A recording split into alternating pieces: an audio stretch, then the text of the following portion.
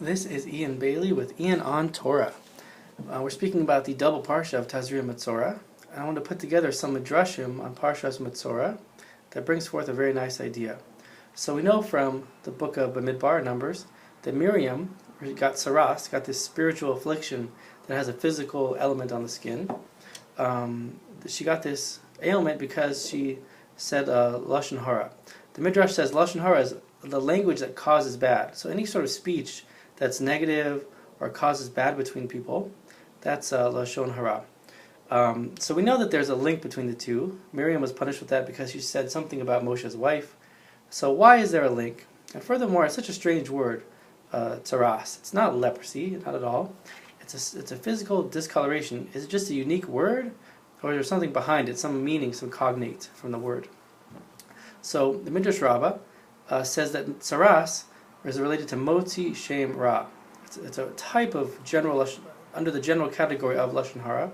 Someone that brings forth a bad name on someone. So tzaras, the word itself, according to this Drash, is related to a negative speech.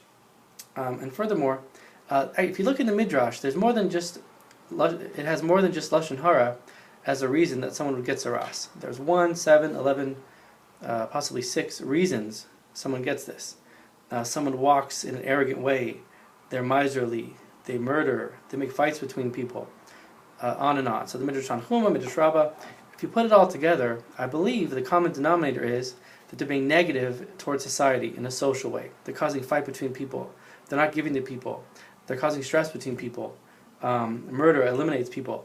So tzaras itself is sort of being against society, anti-society, anti-interaction between people.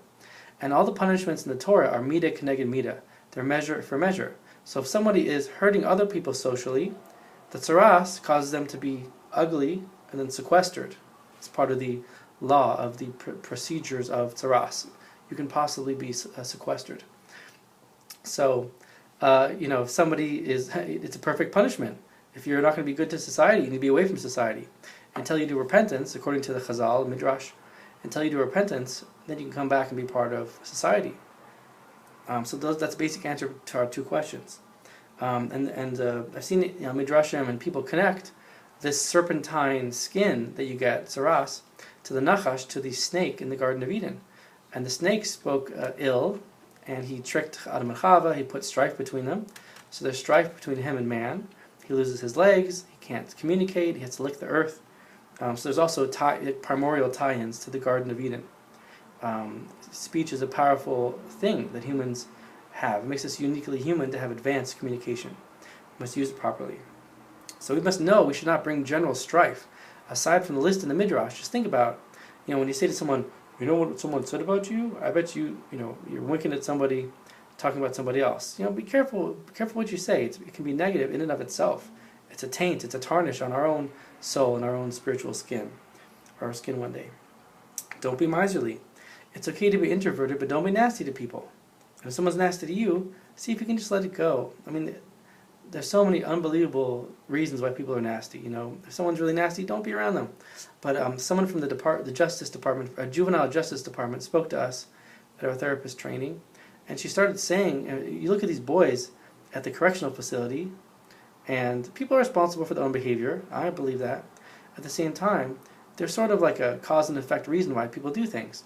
And she went through some of the backgrounds without naming the kids, and it's pretty awful what happened to these people. I'm not even going to mention it on the internet. All kinds of awful things you can imagine happen to children, happen to these people. And it's hard to behave and sit still and act normal after that. They act out. They need therapy, they need help. So, just try do our part to ease the interpersonal stress in society. If we just stay away from people, stop fighting with them, let it go. Don't be miserly ourselves, don't be bitter.